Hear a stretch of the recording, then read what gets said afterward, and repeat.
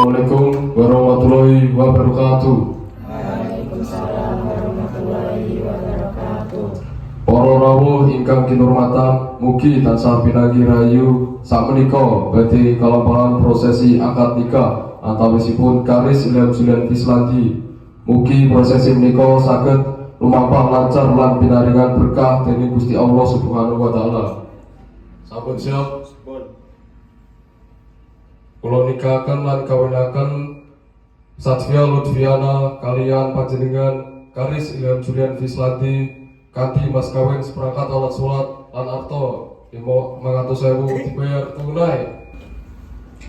Kula tampi nikahan kawinipun Sarifia Lutfiana bin Sarif saking panjenengan kalian mas kawin seperangkat alat sholat lan arta 500.000 kula bayar tunai. Pripun para saksi?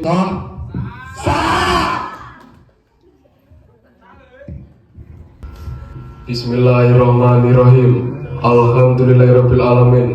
Allahumma sholli ala Muhammad wa ala ali Muhammad. Ya Allah, mudahkan pernikahan iki engkau paringi berkah, engkau paringi ketentraman lan engkau jadikan rumah tangga sing sakinah mawaddah lan warahmah. Allahumma atina min ladunka rahmah warzuqna dzurriyyatan taibatan wa barik lahum fi umri ma amin ya rabbal alamin.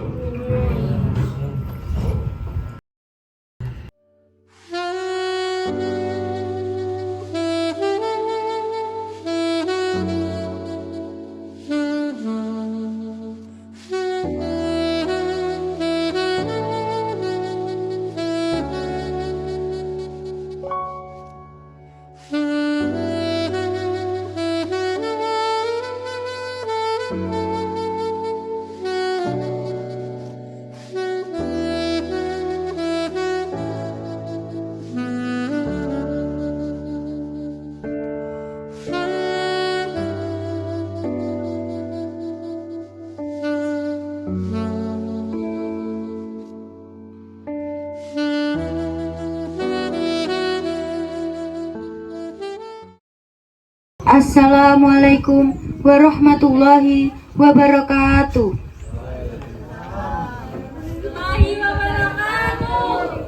Sugeng siang para hadirin ingkang kinurmatan, ingkang kula betahaken Bapak, Ibu, sesepuh pinisepuh, tuan rumah, saha para tamu undangan sedaya. Mugi tansah pinaringan rahmat lan berkah saking Gusti Allah Subhanahu wa taala. Kula aturi ngaturaken puji syukur dumateng Gusti Allah amargi sampun paring kesempatan lan kesehatan dhateng kita sedaya kangge nglaksanani acara nganduh mantu punika. Ing dinten menika kita badhe ngrayakake panggungan jodoh antawisipun Dimas Karis Ilham lan Dimas Syafiah Lutfiana.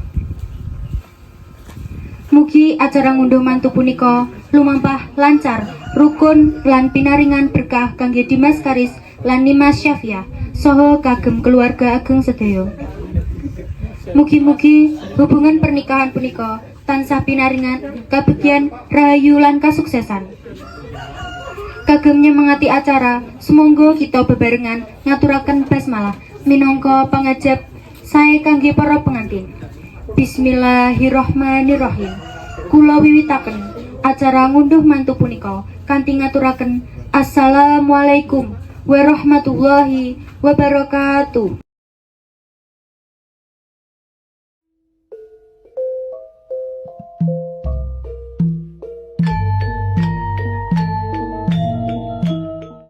Adicara kaping pisan inggih menika panggih temanten. Panggih temanten punika ateges arak-arakan calon pengantin kakung nyuwun pangestu saking para sepuh pengantin putri supados saged dados pamimpin griya tangga.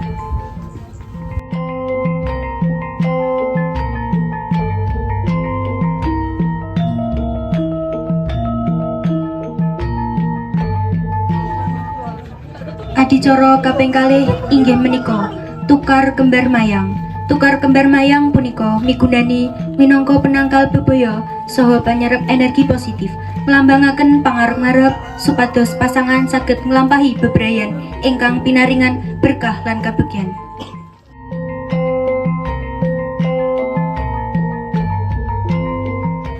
Adicara kaping 3 inggih menika balangan gantal. Tegesipun penganten kakung lan penganten putri silih balang gantal minangka pralambang tukar tresno. Adicara kaping sekawan inggih menika salim. Salim punika simbolis, tegesipun garwa ngajeni lan ngurmati pasangane.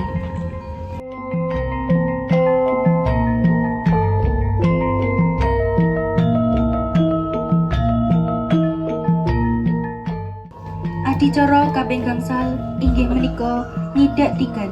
Penganten kakung ngidak endhog pitik minangka pralambang bilih pasangan sampun siap nglajengaken urip bebrayan saha nyambut keturunan.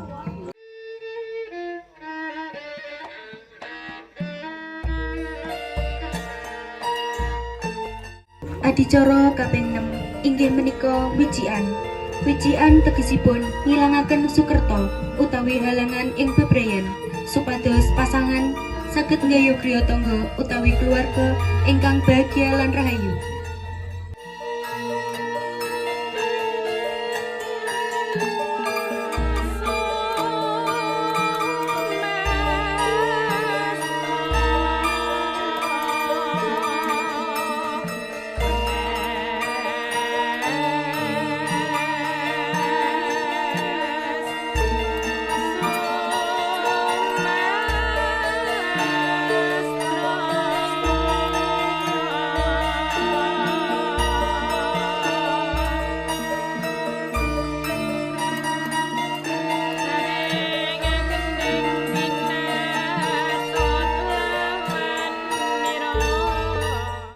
Adicara salajengipun inggih menika jumenengan.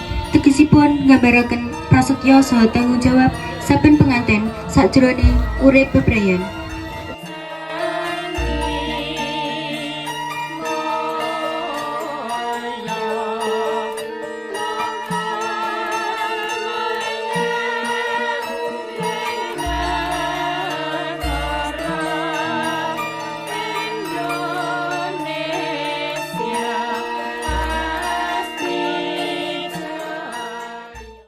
Adicara kaping 9 inggih menika unjungan tirta wening. Unjungan tirta wening punika nggambaraken pangajap supados pasangan saged ndukung saben liyane ing saben keputusan, jaga kerukunan lan ngreksa katentreman sesambetan.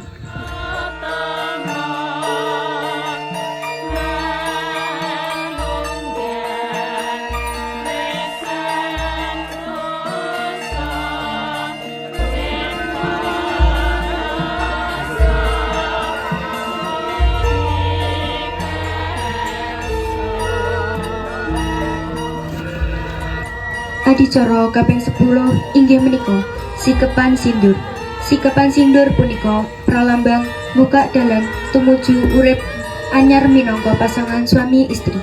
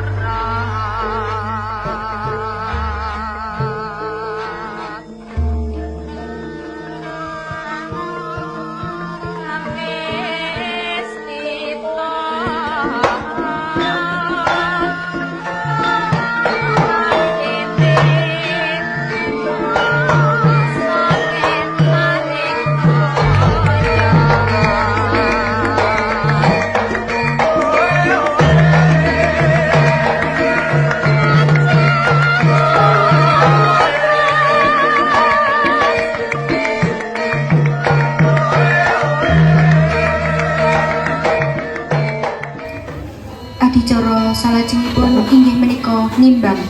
Tegesipun wong tua orang bedake anak lan mantu, dados pralambang katresnan tanpa wates.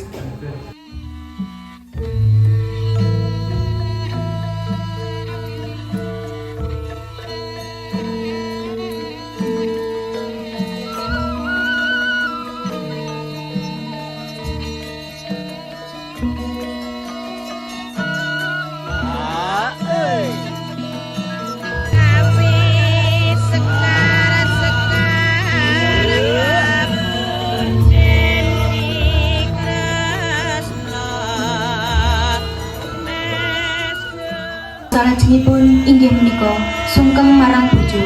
Penganten putri sungkem utawi jengking ngersanipun penganten kakung minangka pralambang bekti, katresnan lan pangajen dumateng garwanipun.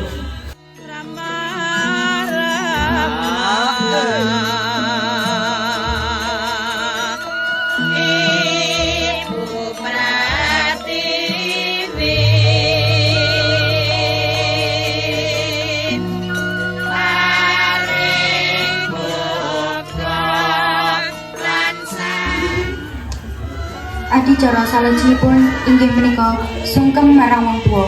Sungkem punika minangka pratandha bekti lan pakurmatan saking penganten kakung lan putri dumateng para sepuh. Minangka ungkapan raos syukur lan panyuwunan pangapunten saha pangestu supados bebrayanipun pinaringan berkah.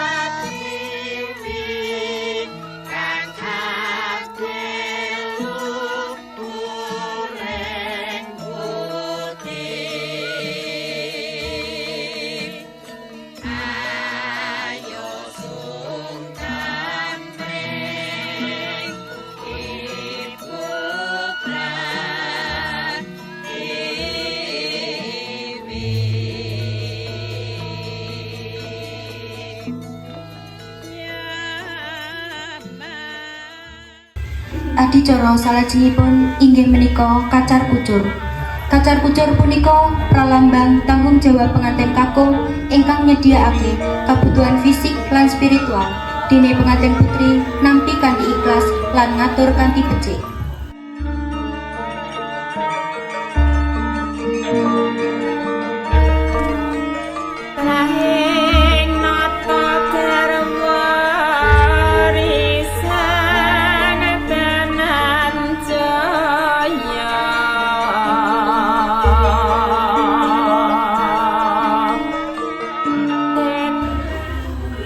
Adicara salajengipun inggih menika dhahar klimah.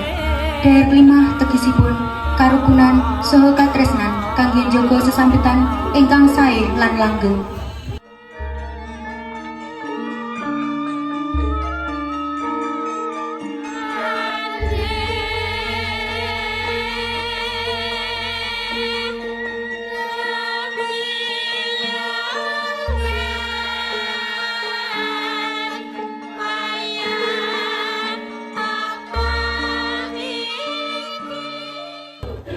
Adicara salajengipun inggih menika ramah tamah para tamu undangan ingkang kinurmatan. Sumangga kula aturi nderek pandhahan.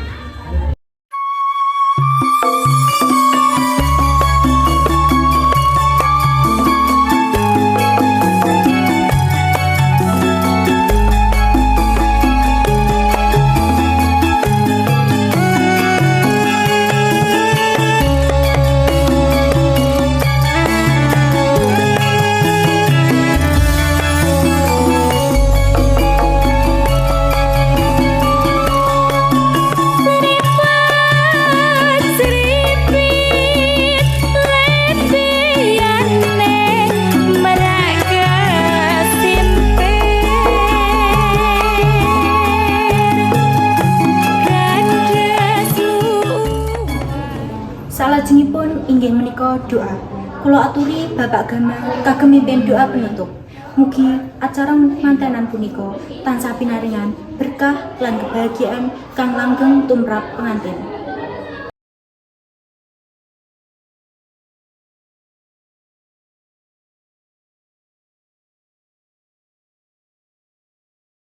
Bismillahirrahmanirrahim. Ya Allah, mugi panganten kakung lan putri tansah pinaringan katresnan, kebahagiaan saha rayu ing saben dintenipun. Mugi tansah rukun langgeng lan pinaringan ridho panjenengan. Ya Allah, mugi keluarganipun dados keluarga ingkang sakinah mawaddah warahmah serta tansah pinaringan rezeki, kesehatan lan kesabaran ngadepi urip bebrayan. Pungkasanipun mugi acara mantenan punika pinaringan berkah lan manfaat kang langgeng saha saged ndadosaken kabunggahan kang nyawiji tumrap sedaya ingkang rawuh. Amin ya rabbal alamin. Wassalamualaikum warahmatullahi wabarakatuh. Para hadirin ingkang kinurmatan, kanthi ngaturaken puji syukur dumateng Gusti Allah Subhanahu wa taala. Acara ngunduh mantu punika sampun kalampahan kanthi lancar lan sukses. Mugi berkah kabagyan saha rahayu tansah ngiringi Dimas Karis lan Dimas Syafia. Ugi kaluarga ageng sedaya. Kula Jessica Marcelia ngaturaken matur nuwun sanget dumateng panjenengan sedaya ingkang sampun rawuh ndedonga saha nyengkuyung acara punika. Mugi kita sedaya tansah pinaringan kesehatan, katentreman lan kabegyan saking Gusti Allah Subhanahu wa taala. Saderengipun kula tutup acara punika bila mana wonten lepat tembung, tindak utawi penyebutan asmani. Kula nyuwun pangapunten ingkang tanpa upami. Bismillahirrahmanirrahim. Kula tutup acara ngunduh mantu punika. Wassalamualaikum warahmatullahi wabarakatuh. Bumper class.